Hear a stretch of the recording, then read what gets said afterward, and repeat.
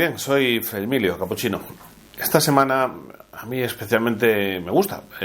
Es una semana que normalmente, sobre todo a nivel de Eucaristía, sobre todo de la palabra de Dios, nos centramos mucho en esa imagen que ya empezábamos a ver ayer del buen pastor, ¿no? Esa imagen potente, esa imagen simbólica y llena de sentido que el propio Jesús nos da, ¿no? Y que además sabemos que cuajó mucho, ¿no? Porque los evangelistas recogen esa imagen que Jesús da de sí mismo, esa definición que da a sí mismo, y además las primeras comunidades tan alejadas culturalmente y físicamente como era la de Roma, pues sabemos que en las catacumbas cristianas estaba la imagen del buen pastor, antes incluso que apareciera la figura del crucificado, que es la imagen que se ha quedado pues un poquito como lo que nos define o lo que nos identifica. El buen pastor, sin duda, que es una imagen de la que yo pues voy a decir muy poco, porque seguramente que este fin de semana ya habéis oído mucho. Yo ya he hecho también alguna referencia cuando hablé de la madre del buen pastor. Lo que sí quiero es compartir un poquito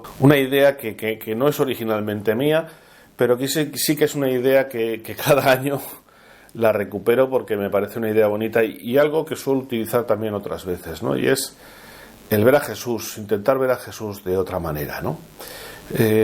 Estamos terriblemente acostumbrados y habituados a ver imágenes como la de Jesús como buen pastor, o el siervo de Dios, el siervo de Yahvé, el crucificado, imágenes que ya no nos impactan tanto porque son imágenes que conocemos y es normal, ¿no? Pero a veces yo creo que merece la pena hacer el ejercicio de escuchar a Jesús como si fuera la primera vez. Y con el buen pastor yo creo que es uno de esos momentos en los que a mí personalmente más me golpea esa idea. Cuando hablamos del buen pastor, como digo, es una imagen que utilizamos mucho. Pero, ¿qué es lo que escucharon los primeros cuando Jesús dijo en el templo de Jerusalén: yo soy el buen pastor? Porque sí, el buen pastor está muy bien, es una imagen tierna, es una imagen pastoril, bucólica, esa preocupación, ese amor, que no lo voy a negar, por supuesto que no, pero siempre hablamos bien del buen pastor, de los pastores, excepto en Navidades. En Navidades, en Nochebuena, sobre todo en la Misa de Gallo, cuando hablamos de esa epifanía, o mejor dicho, de esa aparición de los ángeles a los pastores, yo desde muy crío he oído decir, y además porque es cierto, que los pastores eran la parte más abajo de la sociedad, ¿no? Era un grupo social muy marginado porque tenían que estar atentos de su rebaño, tenían que estar cuidándolo y no siempre podían atender al templo, no siempre podían mantener el sábado, no estaban en una actitud propia de un buen creyente, por así decir, del fariseo, y por eso eran muy mal vistos socialmente, y eso lo sabemos.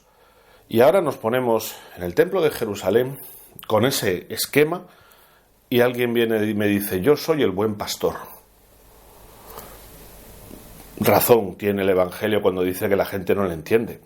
¿Cómo puede ser algo modélico presentarse siendo un maestro espiritual, un rabonni, presentarse como lo más bajo de la sociedad?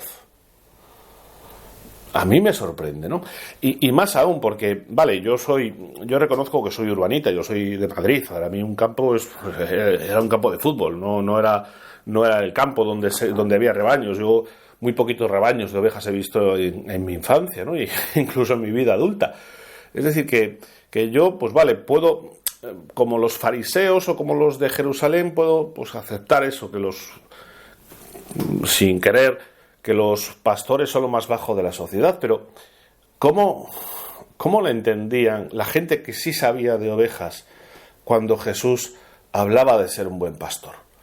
Y a mí la clave me la dio un pastor jubilado, el padre de un fraile que conocí ya hace muchos años.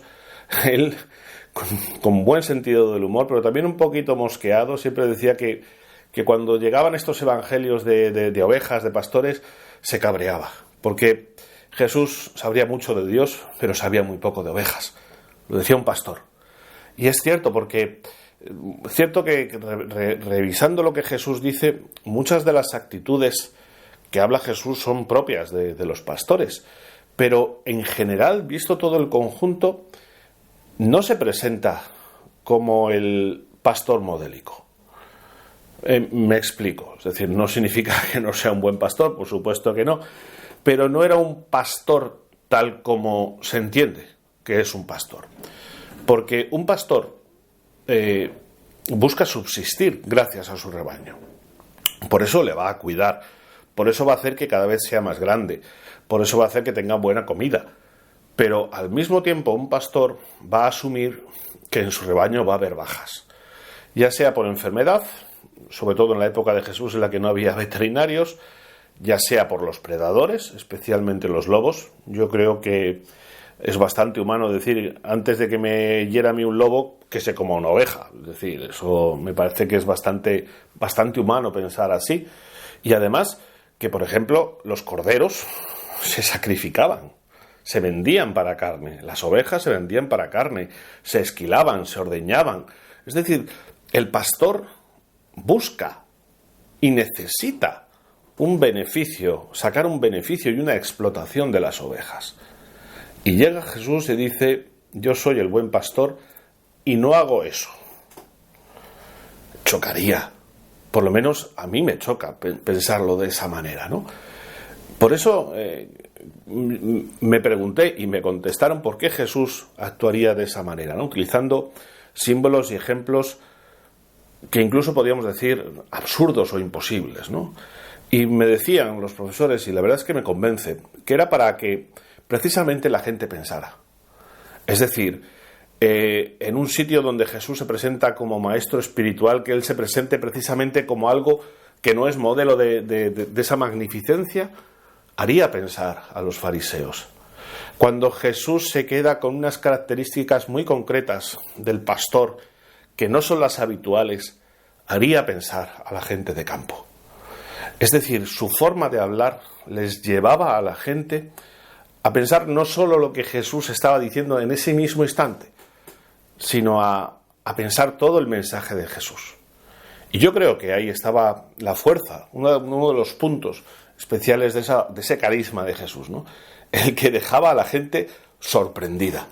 Además lo dice el propio Evangelio, que dice cosas raras, que no son las habituales, que no son las que están de moda, sino que son aquellas que realmente sirven para que nos demos cuenta de que Dios nos ama. Por eso yo en estos días me estaba preguntando qué puesto, qué ejemplo, qué profesión elegiría Jesús hoy si estuviera entre nosotros, ¿no? Hace unos días escuché leí una entrevista que han hecho a un hermano mío, capuchino, venezolano, Fray Luis Antonio, tiene en Instagram, si no me equivoco, 175.000 seguidores, una burrada, ¿no? Está haciendo un gran trabajo, os recomiendo, si tenéis esa cuenta, es red social, que le sigáis. Está haciendo un gran trabajo y le preguntaban, ¿no? Y él decía que Jesús hoy en día hubiera sido un influencer, un youtuber incluso, ¿no? Yo, de estos con peso, de los que marcan tendencia, ¿no? Y yo estoy de acuerdo. Pero yo me preguntaba, a raíz de esa entrevista, si Jesús se hubiera presentado como influencer. Y yo creo que no. Lo hubiera sido, sin duda, pero yo creo que hubiera mantenido esa idea de ser sorprendente. Y yo me pregunto, si Jesús no se hubiese presentado más bien como el buen troll. ¿Qué es un troll en Internet? Un troll es una persona que busca reventar las conversaciones, ¿no? Que busca la polémica, que busca el insulto, que busca el absurdo, que hace comentarios que no vienen al caso para desviar la información, que busca sabotear la información que se está diciendo si es contraria a sus ideales. Es un fenómeno que está en todas las redes sociales, en Twitter, en YouTube, en Instagram. Seguramente que habremos sufrido en algunos comentarios la presencia de trolls, o que nos habrán acusado de eso, o que nos hayan atacado directamente los trolls, no lo sé. Yo sí los he visto en actuación, y gracias a Dios de momento no me han atacado, ¿no? Pero bueno, es un fenómeno, ¿no? Y yo creo que Jesús hubiera elegido esa figura, ¿no? Porque es precisamente como lo del pastor, algo que no está bien visto. Y él lo hubiera presentado, yo creo, como algo positivo. ¿Cómo? pues yo creo que se hubiese quedado con esos valores que se pueden encontrar en los trolls, que nos pueden ayudar. Personas que apoyarían las ideas correctas incluso de personas que están en contra de su ideología o de su forma de pensar. Personas que acogen al que es diferente. Personas que no insultan. Personas que apoyan a personas que piensan diferente. Ese tipo de actitudes que no son las que podrían ser las de un troll, pero que un troll, ciertamente un troll ácido, va a buscar siempre el ataque, ¿no? El buen troll sería lo contrario, el que criticando, porque yo creo que sí criticaría las falsas noticias, las fake news, estas famosas, los bulos, todo eso que está ahora tan de moda. También es cierto que apoyaría aquellas cosas que sin ser suyas las viera lógicas, ¿no? Y yo creo que ahí sí Jesús entraría. ¿Y para qué me sirve decir que Jesús podría ser el buen troll de Internet? Pues puede que para nada. ¿Para qué nos vamos a engañar? O puede que para algo más, ¿no? Porque cuando yo pienso en el buen pastor, no pienso en una filosofía, en unas palabras bonitas, en algo, pues, a ver si lo digo bien, caricaturizadamente pastoril y bucólico, sino que yo creo que las palabras de Jesús eran palabras concretas, palabras que buscaban llegar al corazón de la gente y sobre todo a la vida de la gente, ¿no? Yo no creo que hablar del buen pastor sea solo para un grupo aislado, selecto del pueblo de Dios. Yo creo que estas palabras de esta presentación del buen pastor, estas actitudes que tiene que tener el buen pastor, no solo son propias de Jesús o de un grupito, sino que son válidas para todas las personas. Por eso, cuando Jesús se presenta como buen pastor y yo, como cristiano, no como fraile, como cristiano, sé que soy seguidor y continuador del buen pastor, esas actitudes son básicas para mí. Por eso yo creo que ese ejercicio, hacer ese ejercicio que yo tengo incompleto, ciertamente no lo tengo muy delimitado, me comprometo a seguir investigando sobre este tema, ¿no? El ver cuál es mi actitud en la vida, en la vida cotidiana, ¿no? E Internet ya es parte de nuestra vida cotidiana.